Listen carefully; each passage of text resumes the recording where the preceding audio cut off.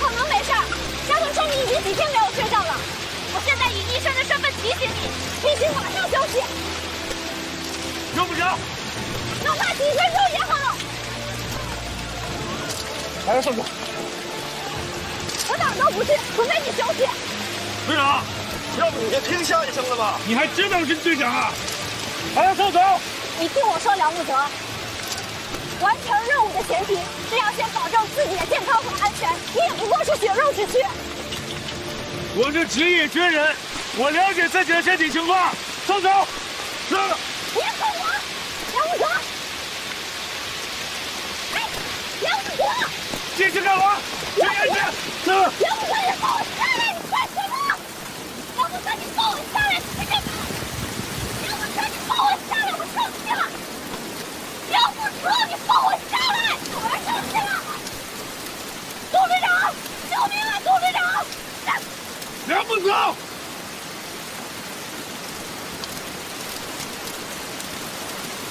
队长，你们俩这是干嘛呢？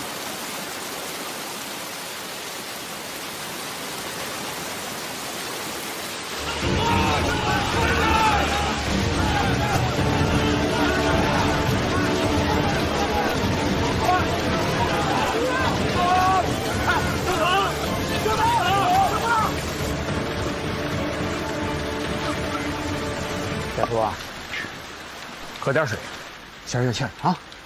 谢谢董队长。一点风度都没有。今天这事儿，你要深刻的反省。只要他不上报，我随便怎么反省。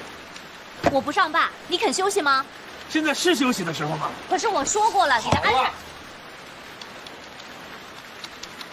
你那边的情况怎么样？10个任务区域虽然水位都有小幅下降，但是还有3个水位超过底线线的。现在最危险的就是2号区域。同志，什么？别动他，我来看看。他发烧了。报告，队长，队长，5区域那边有些突发情况。什么？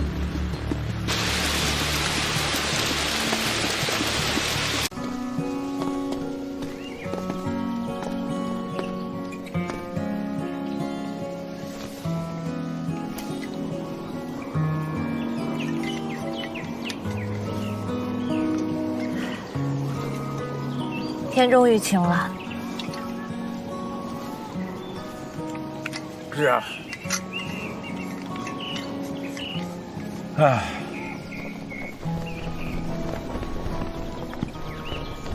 他们能好吗？你在害怕？你有没有遇到过一些人，你们敢把背后交给彼此，也能为对方挡子弹？有吗？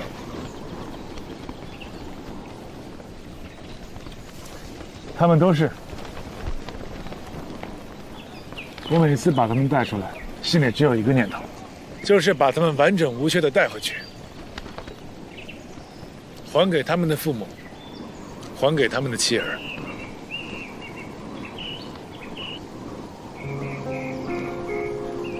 军属的眼泪太重了，我受不起。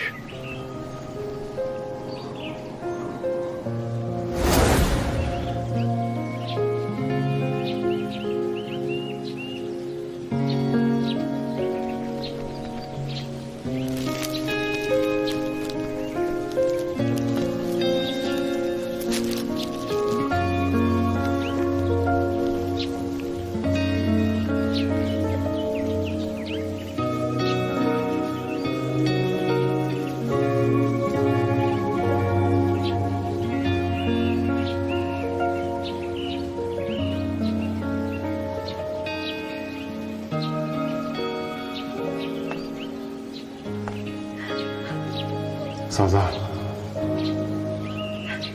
你放心吧，我们会一直陪着你跟孩子们的。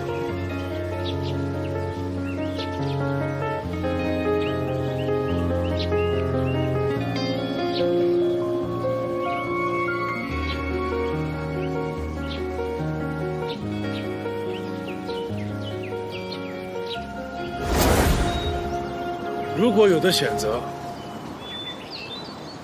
我宁可躺在里面的人是我，也不要是我的兄弟。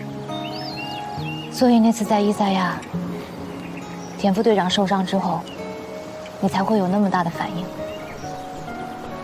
那一次不仅仅是因为田勇受伤，是因为我们在组织营救的时候，你的轻举妄动，你拿起劫匪的枪，你当时的行为无异于自杀，你懂吗？如果我当时不加判断，直接朝你开枪了，那我的军旅生涯可能到此为止了。那次投诉，给你惹了不少麻烦吧？从猎人学校考核第1名，变成第2名，白白便宜了孙华山的小。抱歉。没事，早晚我能讨回来。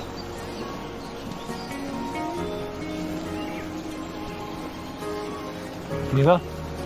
你怕吗03年，蓝小姐，也就是我的妈妈，当年还在我们市最好的医院普外科做护士长，照顾病人的时候感染了非典。后来虽然捡回了1条命，但身体却大不如从前，只好办内退。我是受我妈妈的影响才决定学医的。她刚开始极力反对，直到录取通知书送到家里来，她看了很久，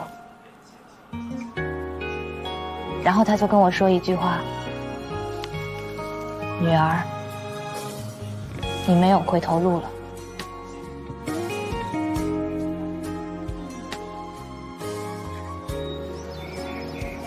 做医生的，害怕是我们必须要克服的本能之一。可是比起害怕，我更想在灾难面前尽一份医生的责任，不留任何的遗憾。所以啊，不管怎么样，我都必须守在这个堤坝上。我要尽职尽责，完成我的工作。只要我的战士们不退，我绝对不退。尽责不等于不要命啊！休息不好的话会出大问题的。你怕我有事啊？怕呀。为什么？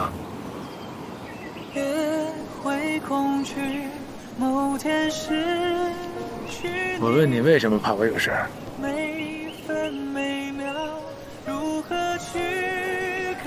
我是医生梁木泽，我受不了有人糟蹋自己的身体。谢谢夏医生。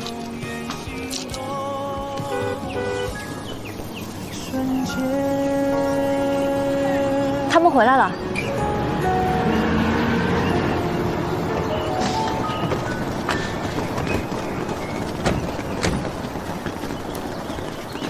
队长，队长，老师，是 W4C9 病毒，没有发现变异株，疫苗已经在路上了。你的隔离措施非常及时，接下来就是让病人们先用上药，然后组织战士们抽血化验，宣讲防护要点，避免进一步的感染。大家开始工作吧。是。梁木泽，到，全力保障。是。跟我来。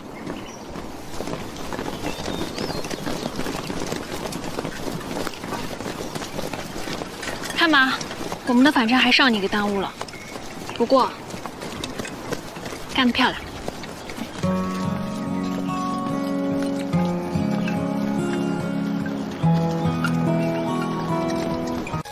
流沙包马上就好啦。这些菜都是你做的啊？不，是田螺姑娘。啊？这个笑话好冷。我喜欢烹饪。为什么？胃的上面是心，喂饱了肚子，心才会暖啊。有科学依据吗？请相信一个心外科医生的专业判断。得，专业判断。你先去喝汤吧。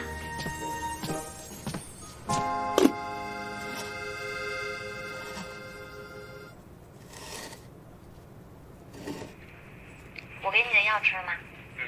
吃了一颗。你有没有发现什么好玩的？什么好玩的？果然是直男。啊？啊，没什么。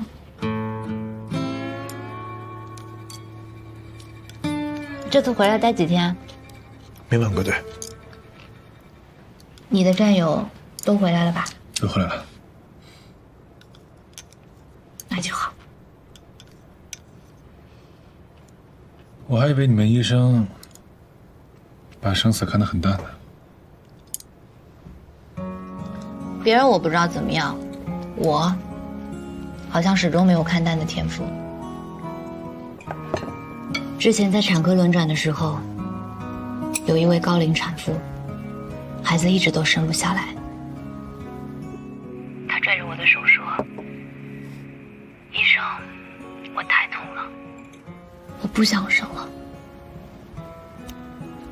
”2分钟之后，她因为羊水栓塞去世了。她的丈夫抱着他们刚刚出生的女儿，嚎啕大哭。我从来都不知道，男人可以流下那么多的眼泪。那是第一次，我亲眼目睹病人的死亡。我到现在都不能忘记他躺在手术台上的样子。我总感觉有一只手在牢牢地拽着我，无论多难，他都让我用力往前跑。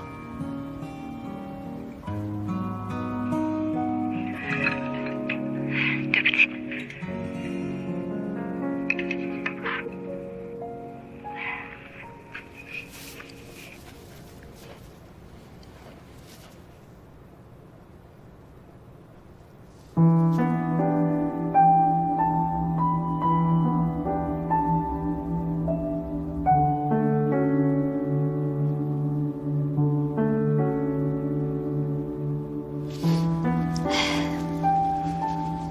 5年前，我在云南驻训，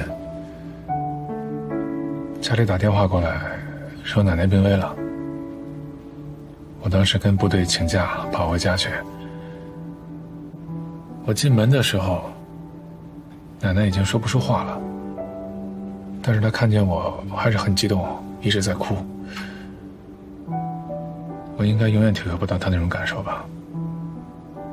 当时我也不知道该怎么办，我也不知道我能做什么。我坐在床边，拉着她的手，给她唱了首歌。所以奶奶最后是在我的歌声中走的。后来手掌里的温度一点点流逝，到最后变得冰冷。但那一刻我很平静。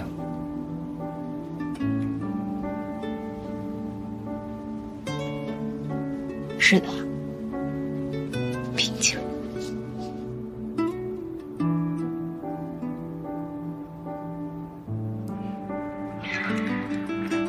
我们为什么突然聊起这个话题了？你提的。不过，聊这个话题也没什么的。军人和医生，本来就是2个距离死亡很近的职业。我们懂得了死亡，也许会更加珍惜眼下吧。在活着的时候，不会错过更多的美好，对吧？你很怕错过啊。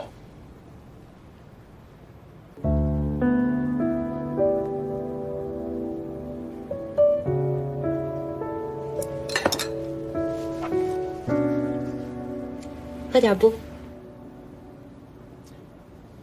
吃中餐，喝这个。我喜欢。今天难得休息，我们可以小酌一下。一小口。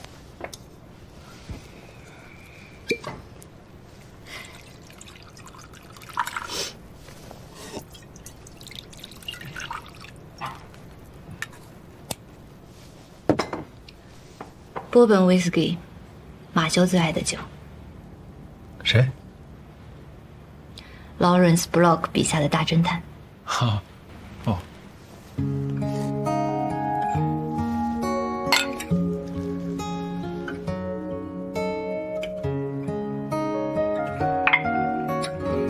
高3那年，我们学校来了一个转校生，他是我的新同桌。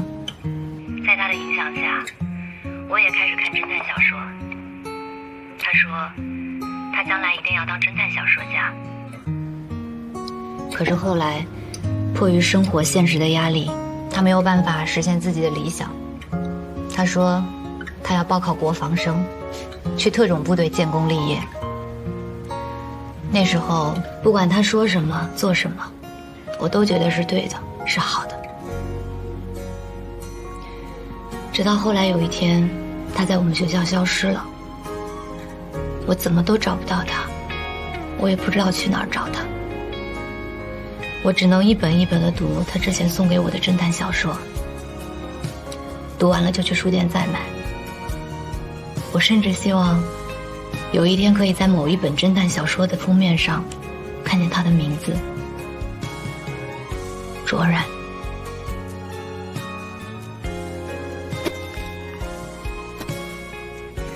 他现在既没写小说，也没当军人，而是开了一家3D 打印公司，自己做了老板。我的生命里保留了一个属于他的习惯，可是那年18岁，属于我们的高3，已经永远的过去了。你呢，梁木泽？有没有某个人的习惯，也顽强的长在了你的身上？没有。那你的人生未免也太无趣了吧？所以你是因为他的志向，才对穿军装的没有好感是吗？什么意思？那天在医院，你对他说，在很长一段时间，你都不能听特种兵这3个字，更别说谈恋爱了。你偷听我们说话？没有偷听，我会读成语，一点点，但是足够读懂你了。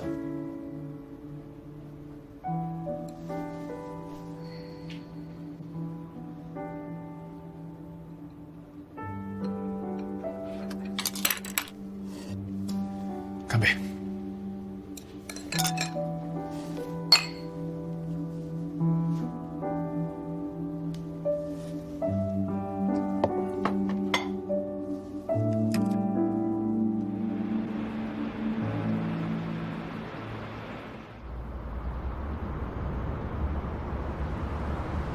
早啊！早啊！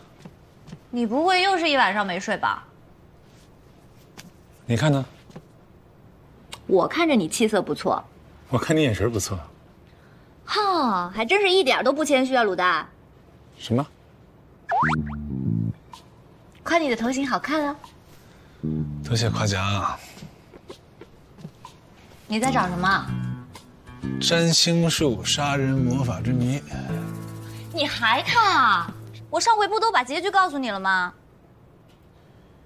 读你1000遍不厌倦，读你的感觉像春天。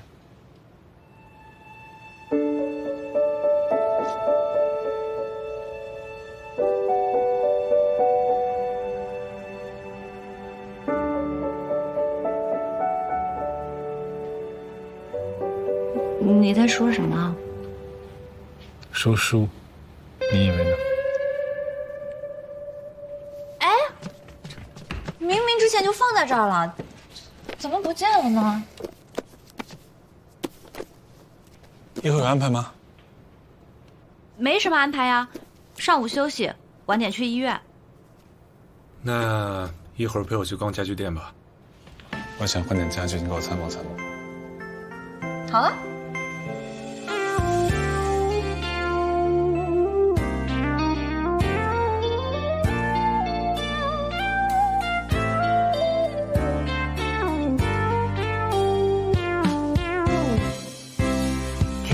在微笑，突然心乱跳，被幸福围绕，停住这一秒，总是会想把你拥入怀抱，虽然有时也会吵，虽然有时会打闹，聊天聊整个通宵，甜蜜的告刚好，晚餐喜欢同一道，甜蜜的刚好，谁也猜不到我们最初的争吵。那天在思考，发现爱情的奇妙，相遇不算太老套，幸福的刚好，相处算不上无聊，幸福的刚好，谁也猜不到你会微笑的睫毛。那天在思考，注定你我终究会遇到。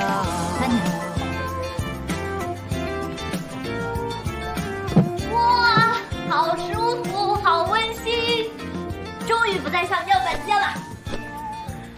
小喵，来试试新沙发。嘿，嘿，这么不给面子。天空在微笑，突然心乱跳，被幸福围绕，停住这一秒，总是会想把你拥入怀抱，虽然有时也本宫好像失宠了。有时会打闹，行，你挺好。甜蜜的刚好，晚餐喜欢同一道，甜蜜的刚好，过来，谁也猜不到1、2、我们最初的争吵。那天在思考，发现爱情的奇妙，相遇不算太老套，幸福的刚好，相处算不上无聊，幸福的刚好，谁也猜不到你会微笑的睫毛。那天在思考，注定你我终究会遇到。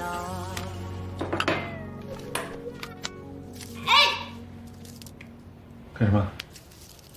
想吃啊？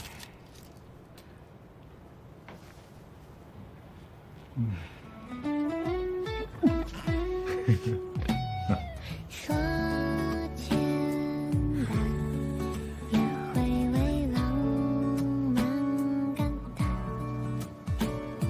说自然，算你有良心啊！制造浪漫。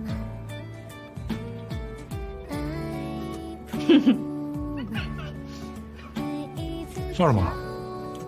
没什么。这水我给你吃了吗？我就是想到第一次在店里，我们两个一起吃流沙包，我当时特别想把里面的流沙挤在你的脸上。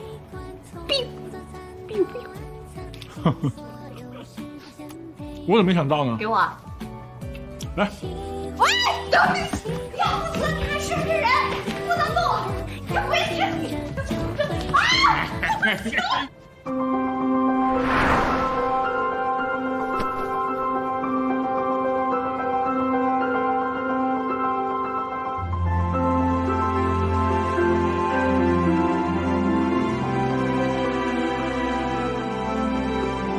哇，我没看见。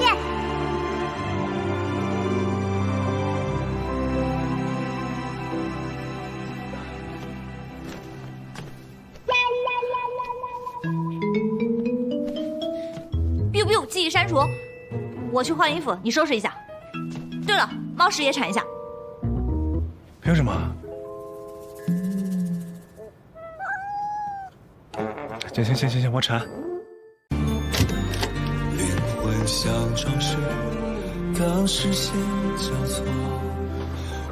在外面干嘛？我找好房子了，回来收拾行李。我确定我绝不会和你错过，交换所有，成为彼此的最后，用我的心做你定居的王国，两个人共用一生造个梦。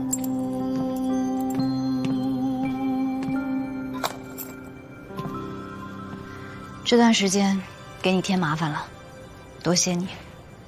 你要走，把你买的那些东西都带走。我带不走，送给你了。我才不要那些破烂呢！什么破烂啊！这些东西都是我精心挑选、仔细搭配的。那你还说走就走啊？说不要就不要？嗯？你有没有想过我？想过什么？你有没有想过这些破烂的感受啊？我懒得跟你扯。等等等等。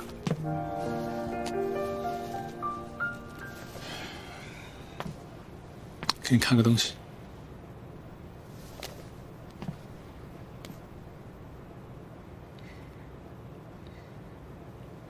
这个，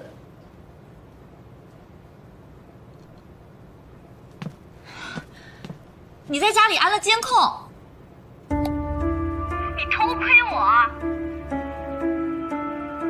我对你的隐私没有任何的兴趣。装监控是为了掌握家里的情况，保护你的安全，这不叫偷窥。结果该打正着，就拍到你朋友干这事儿。他是有原因的，他换的那些药，对服用者的身体也没有很大的伤害。不管他是什么原因，不管他是什么理由，我发现我的药被换了，我拿去检验一下，没毛病吧？没毛病。那你还要走？你让开！你松开！你松开！别闹了，夏初。你松开！我不是冲你。那你冲谁啊？我不想说。那么还是冲我吗？我没有，我不是冲你，真的。我只是今天太烦了。首先是知道你拿着我的药去检测，然后我就很气愤，我去找了米谷，本来只是想找他抱怨几句的，可是没有想到他跟我……算了，这不重要，只是所有的事情都堆在了一起，我现在很乱，我不知道该要怎么消化。我需要时间，我希望我自己冷静一下，我把思路捋清楚。至少现在我不想看见你，梁木泽。不行。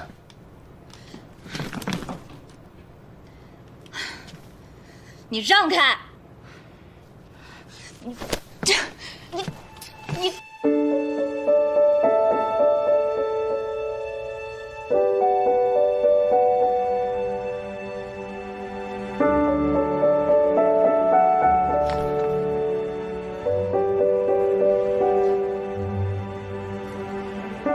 你不想看见我可以，我可以走，但是你不能走，尤其是晚上。管着吗？我没管你啊，我是需要你。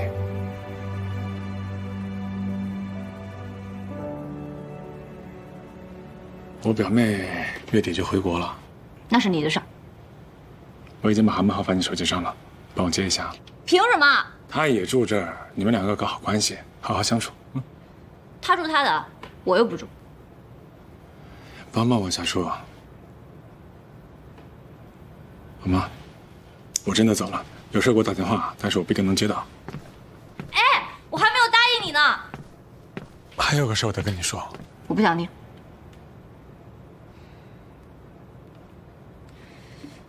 算了，你说吧，赶紧的。我表妹梁少雪，她有成人多动症，精力不能集中，控制不了情绪，还有间歇性抑郁症，随时都可能昏睡过去。什么？所以你接她的时候一定要注意她的状态，小心，小心，好吗？你明知道他有病，还让我去接他？你是医生啊？我是心外科的医生。医者仁心啊，都一样嘛。而且除了你之外，别人去我也真是不放心，所以只能是你下手。少给我戴高帽。行啦，乖，大妙，回来给你买糖吃。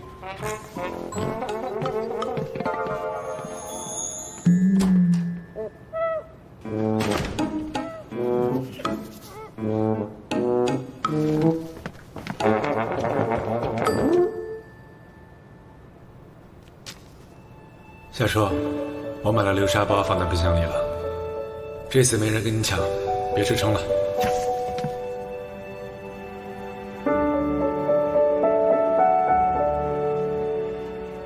笨蛋，买这么多，我一个人哪吃得完啊？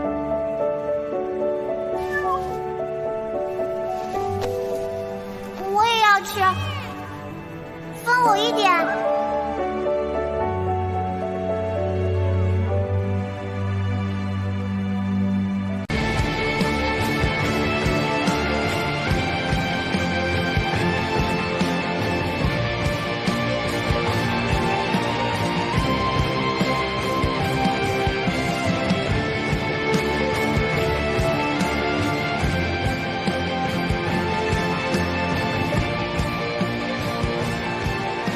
凭借部队多年积累的反恐经验，我们将从技术和人员上协助配合警方布控，确保与会嘉宾人身安全。一旦发现可疑情况或人员，可以先采取措施，再进行汇报。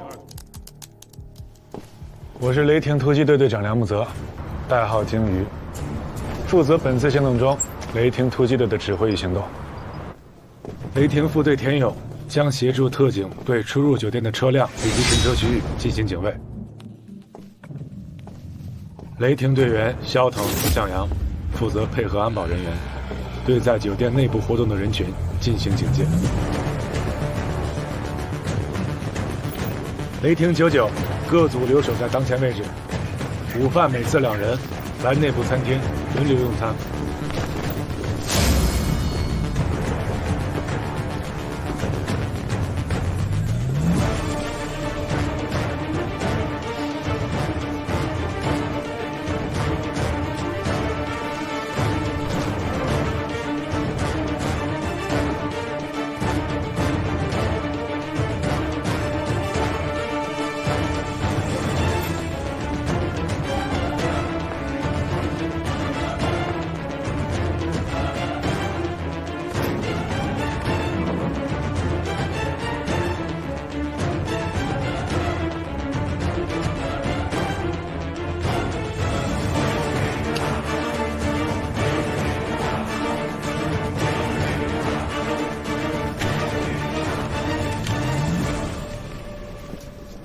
孩子，华人到前台去查过了，这个人在酒店承包了一间套房，每个星期有3、4个晚上会过来住。你之前让我查的人是不是就是他？对啊，这么巧，刚好今天出现在酒店。你要是不放心的话，我们可以去上内网再查一下他的资料。行啊。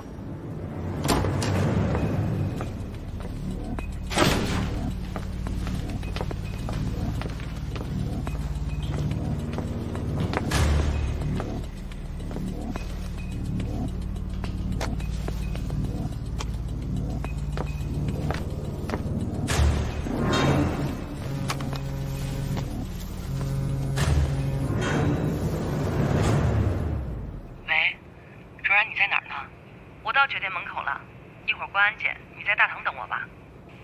好。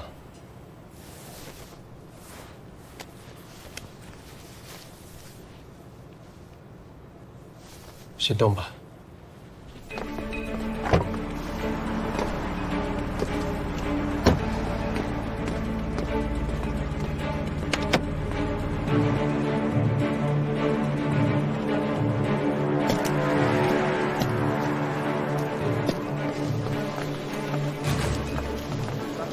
小文，老秦，一会儿咱们排下车队，你先上宴会厅占一个好位置。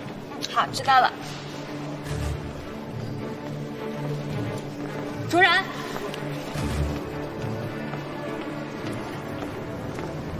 今天你也是媒体人，不过是实习的。跟你学习了。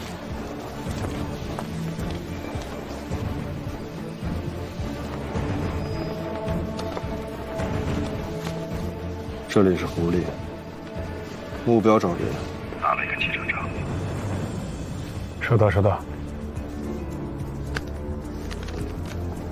数据库里这个卓然的信息不多，从目前已知的来看，他只是一个普通的维利克商人，在德国学的工业设计，毕业以后创办了自己的3D 打印公司，总部也是在维利克，最近才到国内市场来的。那他为什么需要一个峰会会场的通行证呢？从这一点来看，他的出现一定是有目的的。不过呢，他的目的也有可能跟所有的商人都是一样的，借参与峰会这个契机，获取更多的行业热点和资讯，顺道拓展自己的人脉和交际圈。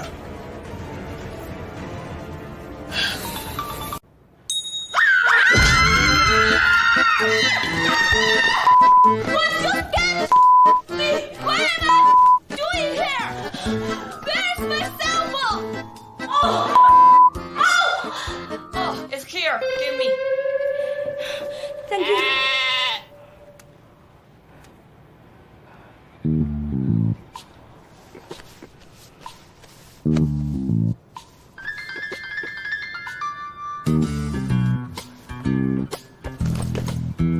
时下车？你才来，我等你半天了。是我等你半天了，你刚才坐在马桶盖子上睡着了。什么 ？Fine, I forgive you。哎，等一下，你真的是梁少雪？不然谁还想当这个倒霉蛋？啊，你别误会，我只是觉得你和照片上长得不太一样，我是怕接错人，所以得确认一下。放心，你没接错，女大十八变嘛，你长得也不像当初那颗受精卵啊。喂，啊，我是，啊，好，你等我一下，我马上到。哎，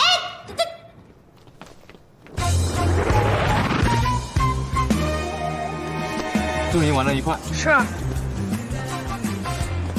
喂，你好，我是梁少雪，是 Let Me 医生让我领养的那只。他隔离到今天应该已经结束了吧？哦，我已经到宁江了，我现在就可以去接他。什么？丢了？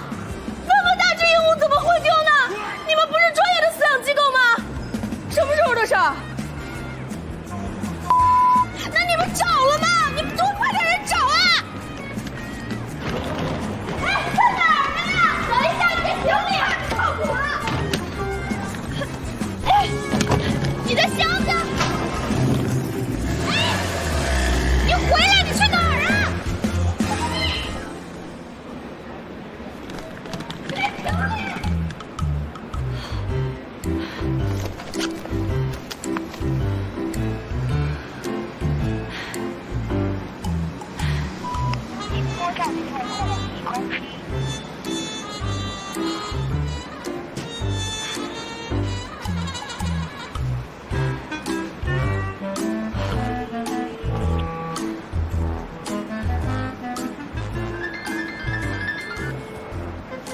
魏老师，好的，我现在马上回去。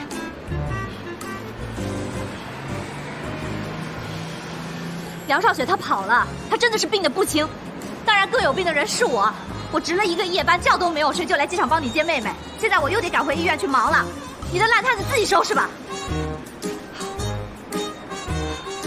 啊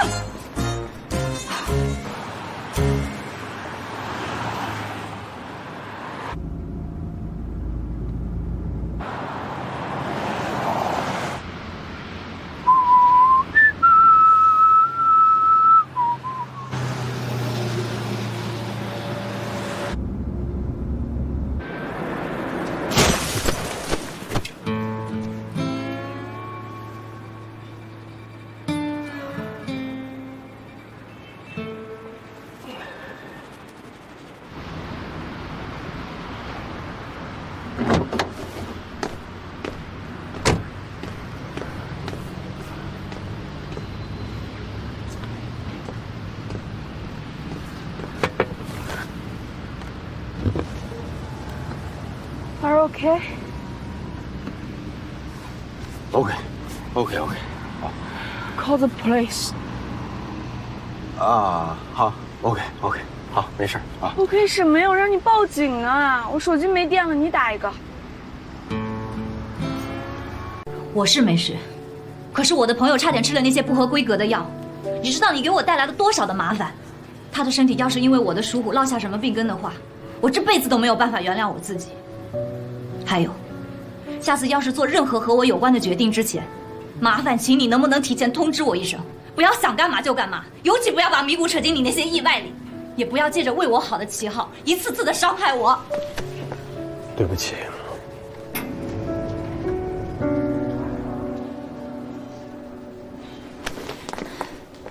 哇哦，看起来他在嗨。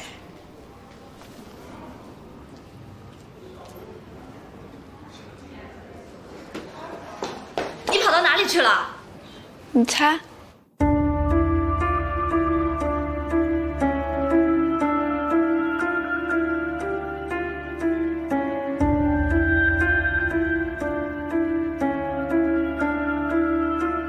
李你在哪儿把它捡回来的？那个接近的事给你添麻烦了。哥，我困了。啊？哎，他怎么了？没事，范冰睡着了。走吧，去你办公室。啊？走。哦。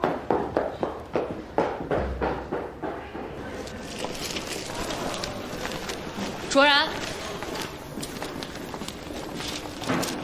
还没走。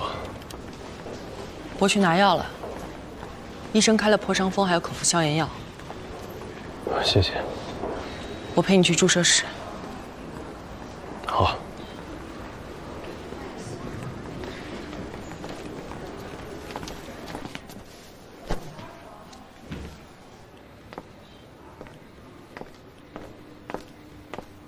你真打算把它放这儿？对啊，这药给他送回家，想着有点跑。你把它放在这儿，我也不能时刻都看着它。你很忙啊？当然，晚上要是有任何一个病人有什么突发情况，我都得第一时间处理。那你电梯里跟人拥抱，那是处理什么情况啊？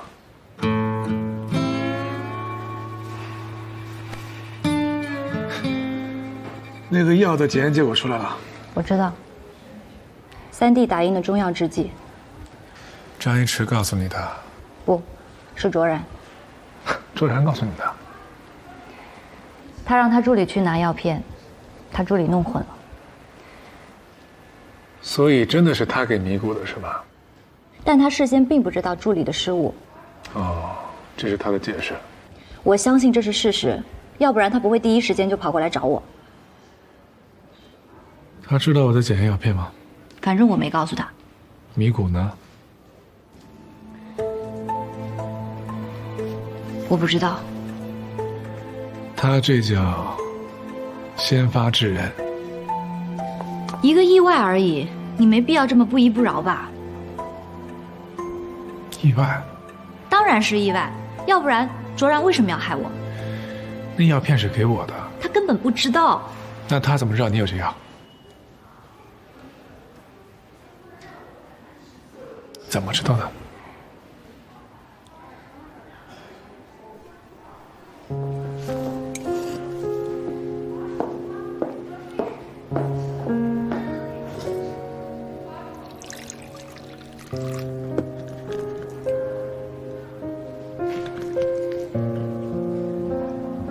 因为在他离开后的很长一段时间里，我只能通过药物的帮助才能入睡。失眠的那些夜晚，我给他发了很多的邮件，有骂他的，有求他的，他通通都没有回。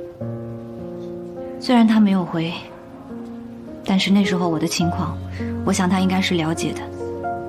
所以这一次他回来，害怕我情绪有所波动，以防万一，才让米谷留意我。结果，正好发现了那瓶安眠药。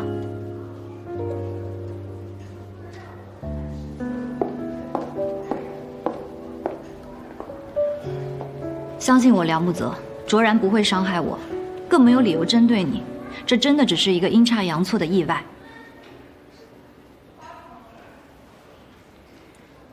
总之，这件事情我很抱歉，因此你生气甚至讨厌我，我都理解。但是我不能怀疑我的朋友，这是我待人接物的原则。只是朋友吗？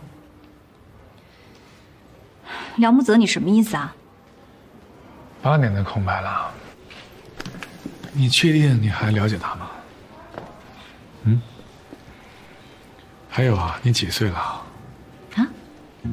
离家出走这种事儿，我小时候才用呢，而且你不能总用，总用就不好使了。成年人的思维模式，打归打，闹归闹，但是不准不回家。懂吗？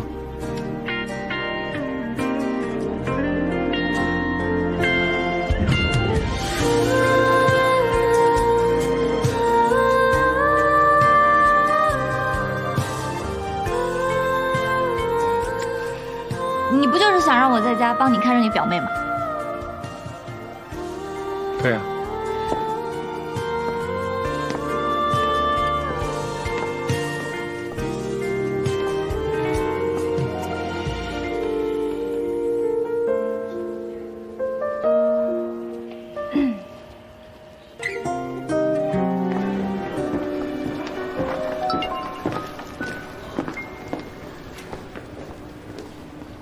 卓然身上没有枪，会议圆满结束，我已回局里。我的药就是卓然换掉的，这肯定不是巧合，他一定有问题，把他盯紧了。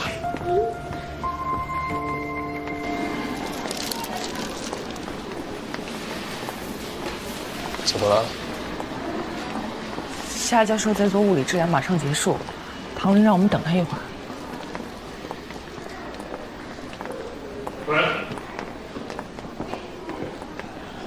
梁军官，今天为什么去医学论坛？怎么，你也要像那些警察一样再盘问我一次？我看你当时的反应像是做了充足的准备。这是教养，我必须保护一位受到暴徒袭击的女士。啊，那换了我的药是什么意思啊？保护谁？保护夏初啊？药是我换的。为你画呢。抱歉啊。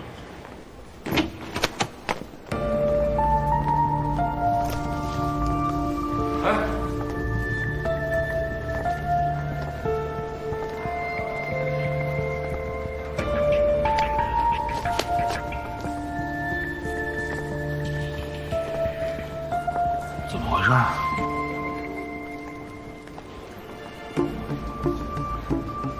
夏初不需要你的保护，离他远一点儿。你能一天24小时守在他身边吗？当我出现在他身边的时候，身在军营的你，又能为他做什么呢？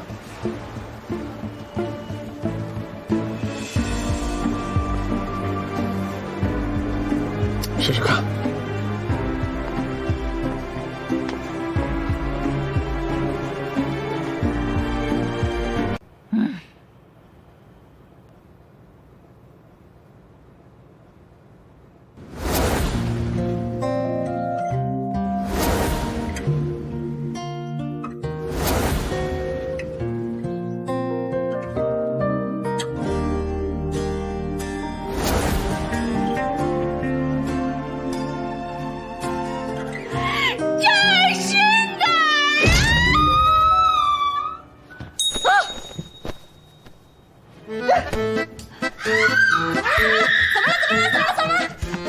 跟我没关系。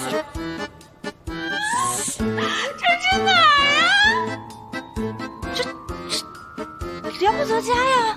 怎么可能？我哥怎么会脸吗？他哥哥还舔了我的脸。嘿嘿嘿，少见多怪。你冷静一点，现在是大清早，别这么吵吵嚷嚷的，要不然该把邻居吵到了，他们就该报警了。你别管我了，我要爆炸了！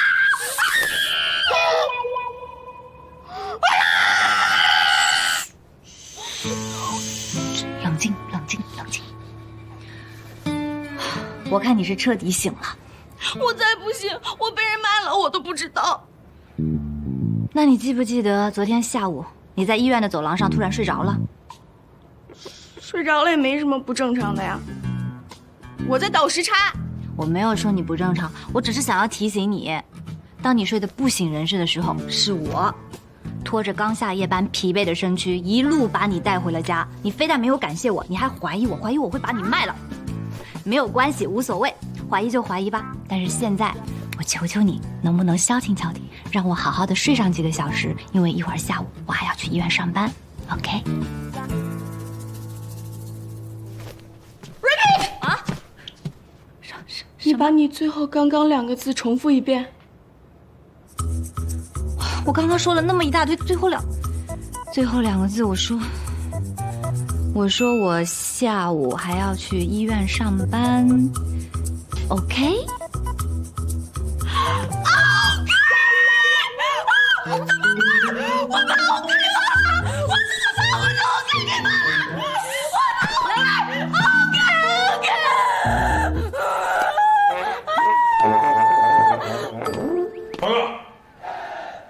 进来。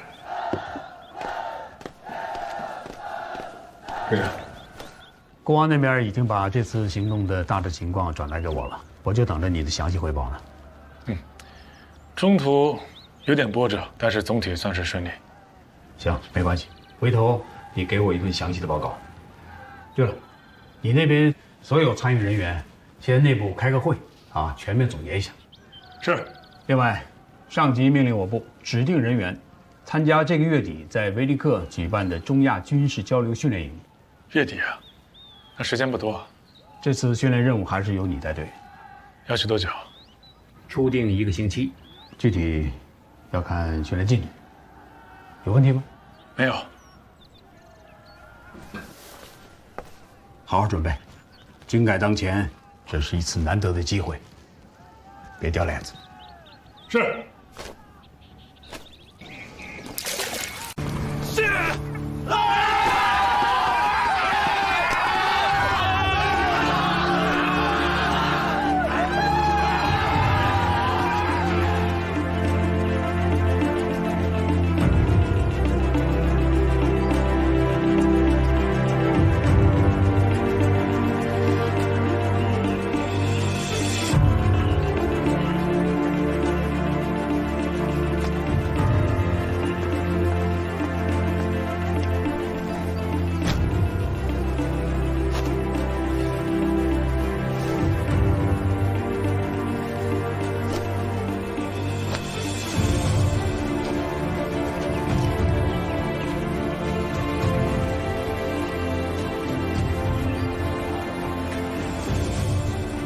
The winner is China!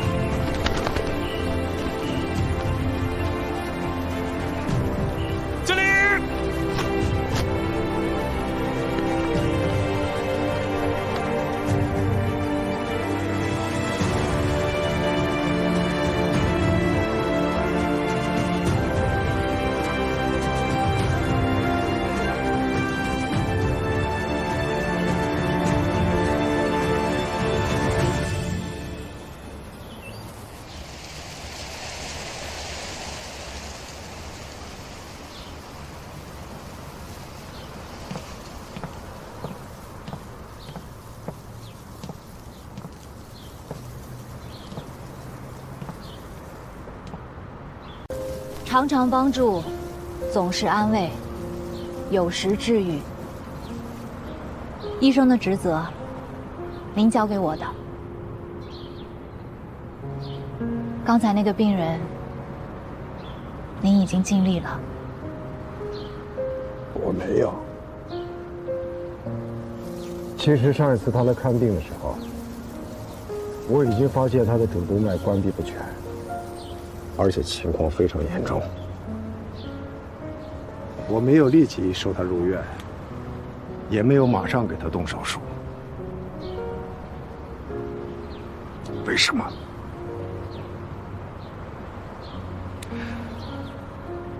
为什么有些人就是不在意自己的身体，就是觉得工作比生死还重要？我为什么不坚持一下呢？我是医生，只有我知道怎么做才是对的，怎么做才是最好的方案。可是我没有坚持。可是我姑息了他的侥幸心理，对吧？该死！您是尊重病人？狗屁！医生对病人最大的尊重，就是不遗余力地挽救他的生命。可是我没有。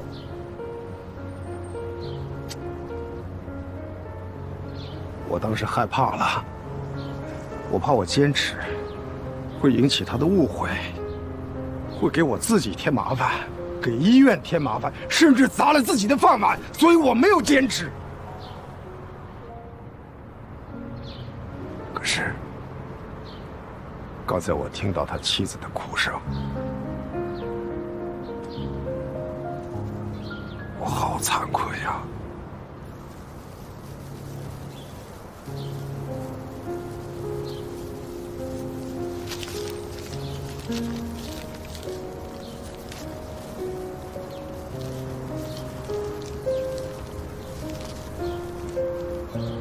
您慢点儿，别噎着了。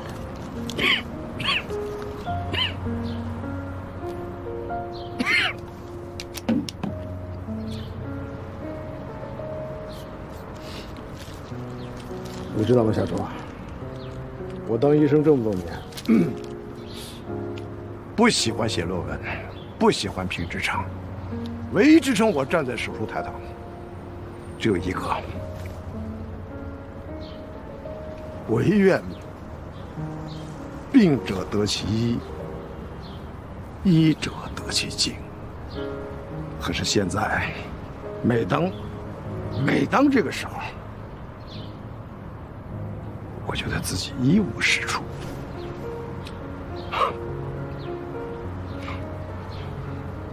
为什么我不坚持一下？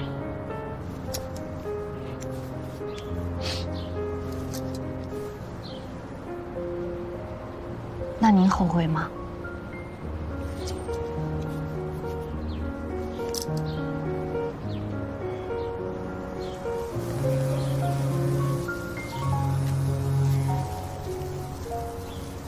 喂，哎，主任，我在医院呢，什么事儿？好，我马上过来。急诊来了一个主动脉夹层动脉瘤的病人，需要做手术。主任主刀，我医助。病房那边交给你了，着重是监控3床那个被汽车撞伤胸部的病人，啊。知道了。No, they're having their own party with all the other teams. We're different. We're friends and rivals. So this is our presentation. You want to fight the game? Sure thing. Nah, only in the field, bro. You know, I have never lost since I joined the army. Even back then in the hunter school, I was always the best. How to see? That is what, but this time, it's different. Now it's teamwork. We draw. So, in the army it's the same.